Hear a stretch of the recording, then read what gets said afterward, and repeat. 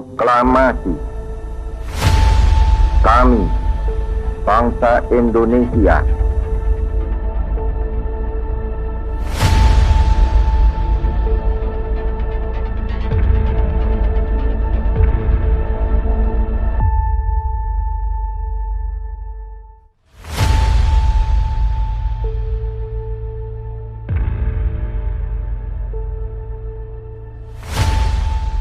Salam Indonesia. Negara Republik Indonesia Serikat hanya bertahan kurang lebih 1 tahun saja. Hal itu memang tidak dikehendaki oleh para founding fathers kita. Saat ini saya sedang bersama Mas Bondan selaku sejarawan dari Universitas Indonesia. Mas Bondan, apa kabar Mas? Baik Mas Gilang. Baik Mas. Jadi langsung saja Mas, bagaimana dampak ekonomi dari diberlakunya konstitusi RIS ini? Ya, jadi sebetulnya Belanda itu tidak hanya bertujuan politik dalam memperjuangkan agar bentuk negara atau format negara federalis atau negara Republik Indonesia Serikat itu menjadi bentuk dari tata negara Indonesia ketika itu. Ada motivasi ekonomi di balik kepentingan ini tentu saja. Karena sebagai sebuah negara kesatuan tentu saja semua aset ataupun semua kegiatan ekonomi yang ada di seluruh Indonesia itu akan berada di bawah pengawasan Republik Indonesia, dan itu sama sekali tidak mereka kehendaki. Karena kebanyakan daripada berbagai investasi atau modal Belanda yang masih beroperasi di Indonesia sebagai dampak daripada konferensi meja bundar itu justru ada di luar wilayah Republik Indonesia, yaitu di Sumatera, di Kalimantan, di Sulawesi, dan berbagai wilayah di Indonesia Timur.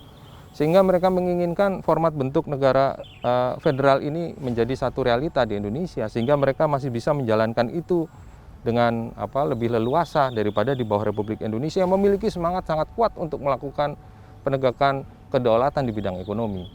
Nah, inilah yang kemudian menyebabkan maka bentuk negara RIS ini mempunyai satu potensi ya untuk lebih membuka diri terhadap modal asing, terutama dari Belanda. Nah, ini kemudian ketika negara RIS diakhiri dan kemudian terbentuk kembali Negara Kesatuan Republik Indonesia pada tanggal 17 Agustus 1950. Nah, muncullah berbagai suara itu ya untuk menolak keberadaan perusahaan-perusahaan Belanda yang beroperasi di luar wilayah Indonesia, yang nanti ini semua berpuncak pada satu gerakan yang besar yang menuntut untuk melakukan nasionalisasi terhadap perusahaan-perusahaan Belanda yang seperti memang diperkirakan oleh Belanda jika ini semua berada di bawah negara kesatuan. Dan ini semua berakhir pada tahun 57 ketika resolusi yang diajukan oleh Indonesia di PBB mengenai masalah Irian Barat yang terkait juga dengan KMB yang harusnya diselesaikan dalam waktu 1 tahun setelah perundingan atau penyerahan kedaulatan KMB, tetapi tidak dilakukan oleh Belanda dan berlarut-larut.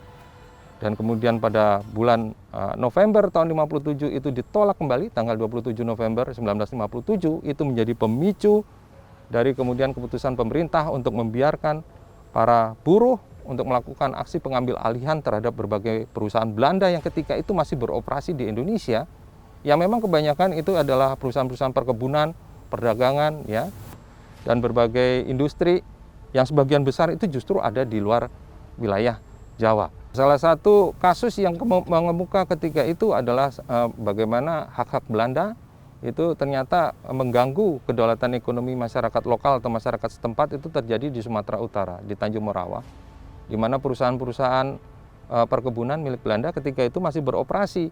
Dan ini menimbulkan rasa ketidakadilan bagi masyarakat yang merasa bahwa negara Republik Indonesia sudah merdeka dan berdaulat, tapi kemudian mengapa susunan ekonomi yang direpresentasikan oleh perusahaan-perusahaan Belanda yang bergerak di bidang perkebunan itu masih beroperasi di wilayah mereka. Dan ini yang kemudian menimbulkan konflik yang kemudian mengemuka ya antara penduduk dengan perusahaan Belanda ya, yang kemudian menjadi kasus yang disebut dengan kasus Tanjung Morawa. Jadi inilah implikasi ekonomi daripada apa yang diputuskan ya di dalam RIS, dan dampaknya setelah itu semua dikembalikan kepada sistem negara kesatuan sehingga kepentingan Belanda berakhir di Indonesia. Oke. Baik Mas Bondan, terima kasih atas penjelasannya. Kehendak Belanda untuk membuat Indonesia menjadi Republik Indonesia Serikat tidak hanya bermotif politik, tetapi juga mempunyai motif kepentingan ekonomi. Karena dengan negara-negara bagian Belanda pasti akan lebih mudah untuk tetap menguasai dan bahkan melindungi aset-aset ekonomi Belanda yang sudah ada di Indonesia. Kemudian ia akan dapat mengendalikan investasi yang akan mereka lakukan di kelak kemudian hari. Liberalisasi ekonomi akan sangat mudah dilakukan oleh Belanda.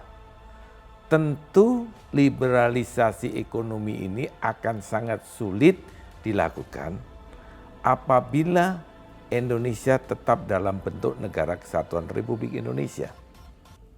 Sebab bentuk ini akan memudahkan pemerintah Indonesia untuk melakukan pengawasan serta pengendalian ekonomi termasuk investasi modal asing, bahkan sangat memungkinkan proses nasionalisasi yang dikehendaki oleh rakyat bila pada masanya rakyat menuntut untuk itu.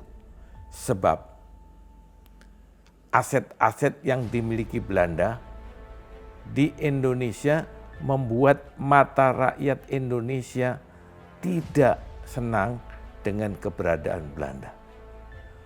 Pemodal-pemodal besar ada di mereka, tapi rakyat hanya sebagai buruh. Ini yang dapat menimbulkan motivasi untuk menasionalisasi perusahaan-perusahaan itu. Nah, ketika saya membawa persoalan ini pada era kekinian,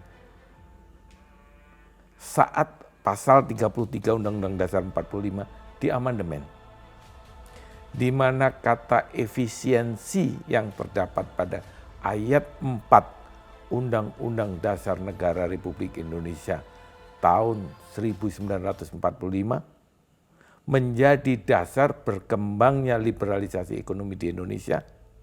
Menurut saya, sebuah proses berpikir dari tokoh-tokoh dan masyarakat bangsa Indonesia yang cinta dengan federalisme dan liberalisme untuk mengembalikan liberalisasi seperti di era Republik Indonesia Serikat. Terima kasih.